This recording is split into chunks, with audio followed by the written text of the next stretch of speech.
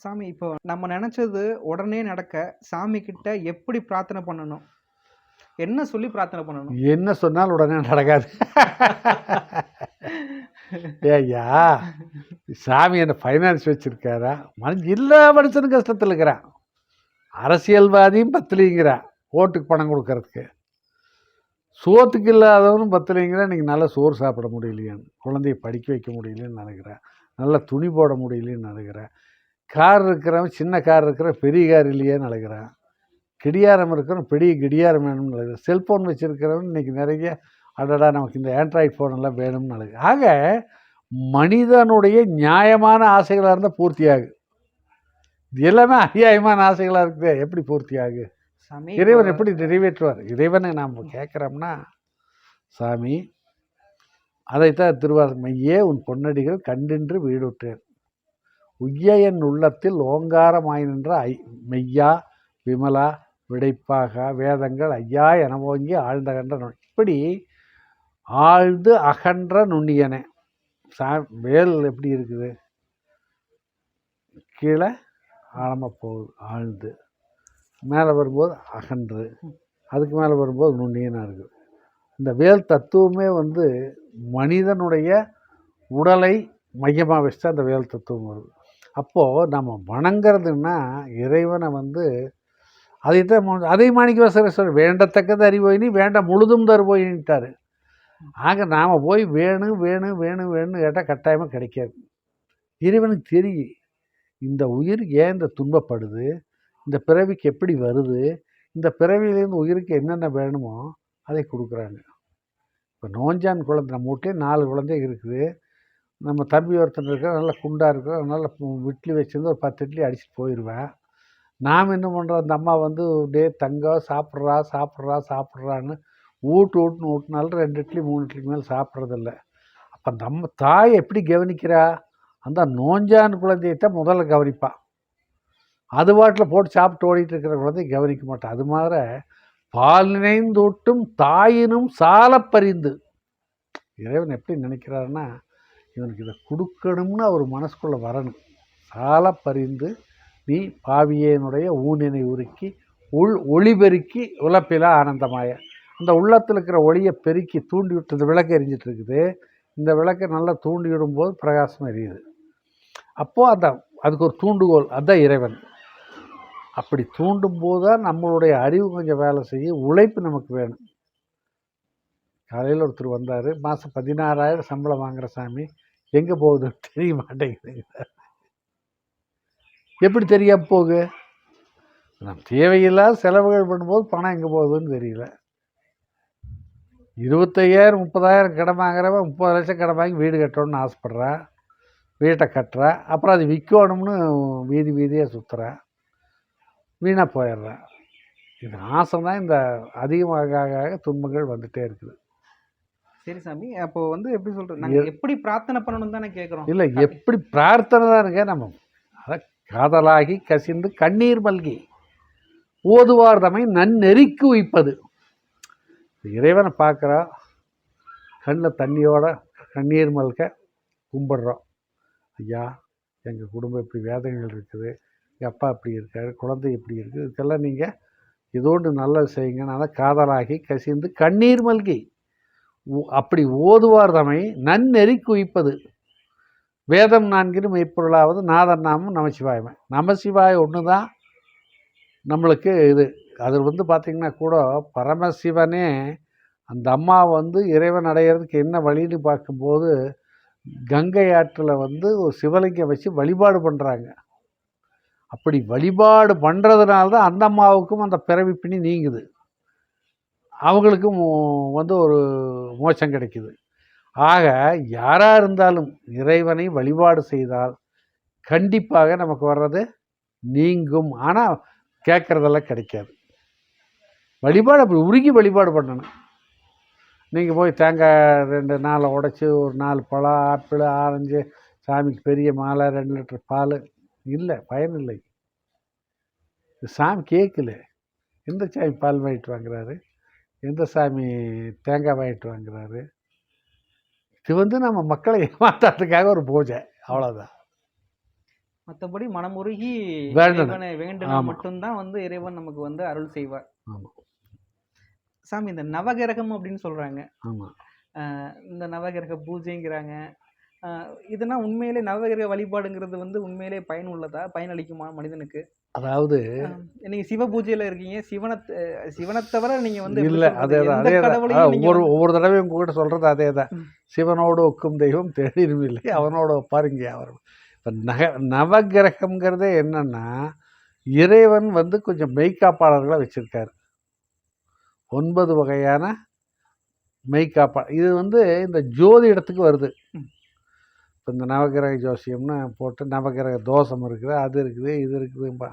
நவக்கோள்கள், உலகத்தில் இருக்கிற நவக்கோள்களை இப்ப நம்ம சக்திக்கு மேலே வணங்கும் போது பார்த்தா கோள்களை வணங்குகிறோம். அதைத்தான் நவகிரகம்னா. நவகிரகத்தை ஜோதிடத்துல கொண்டு வந்தா. ஜோதிடத்துல கொண்டு வந்து என்ன பண்ணா, அதுக்கு தனித்தனி கோயில் வச்சா. நீ அங்கே போய் பரிகாரம் பண்ணுன்னா, இந்த பரிகாரம் பண்ணால் உனக்கு பயன் கிடைக்கும்னு சொன்னான். ஆனால் அந்த பரிகாரத்தினால பயன் கிடைக்குமாங்கிறது ஒன்றும் இல்லை. இப்போ நீங்கள் போகிறீங்க, நீங்கள் ஒரு கம்பெனியில் வேலை செய்கிறீங்க, அந்த கம்பெனியினுடைய முதலாளி உங்களுக்கு ரொம்ப வேண்டியவர், நல்லா தெரிஞ்சவர், பழகினவர். நாம் என்ன பண்ணுறோம், உள்ளே போகும்போதே வாட்ச்மேன்கிட்ட போய் ஐயா உத்தரவு கேணும், இது தேவையில்லை. சரி, அடுத்தது மேனேஜரு, அதுவும் தேவையில்லை. ஏன்னா தெரியாத இடத்துக்கு போனால் தான் இத்தனையும். நாம் இறைவன்கிட்ட போகிறோம், சரியை கிரியை யோகம் ஞான மார்க்கத்துக்கு உண்டான பயிற்சிகளை பெற்று அப்படி நாம் வழிபாடு பண்ணும்போது தினம் சிவபூஜை பண்ணணும், தினம் சிவபுராணம் படிக்கணும், தினம் பன்னீர் திருமுறை சொல்லணும், தினம் போற்றி அகவல் சொல்லணும். இப்படி தினம் புண்ணியம் செய்தாருக்கு பூ உண்டு நீர் உண்டு, இதை செஞ்சாலே போதுமே தவிர நவகிரக வழிபாடுகள்ங்கிறத பரிகாரங்கிறத சைவம் ஏற்றுக்கொள்வதில்லை, சைவத்தில் இல்லை. ஆனால் அதை வச்சு காசு பண்ணுறாங்க, அவ்வளோதான். மற்றபடி அது இப்போ சனீஸ்வரன் கோயிலுக்கு போகிறோங்கிறேன், நேராக போனால் அந்த காக்காய் மேலே உட்காந்துக்கிற கூப்பிட்டு திரும்பி வந்துடுவேன். சனீஸ்வரன் கோயில் என்னடா இருக்குதுன்னா சனி பகவான் தான் இருக்குதும்பா, வேற அவனுக்கு தெரியாது.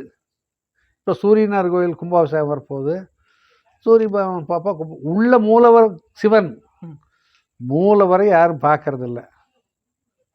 எல்லாருமே வந்து இப்போ ரொம்ப தெரிஞ்சவர் மூலவர்னா பெரிய முதலாளி.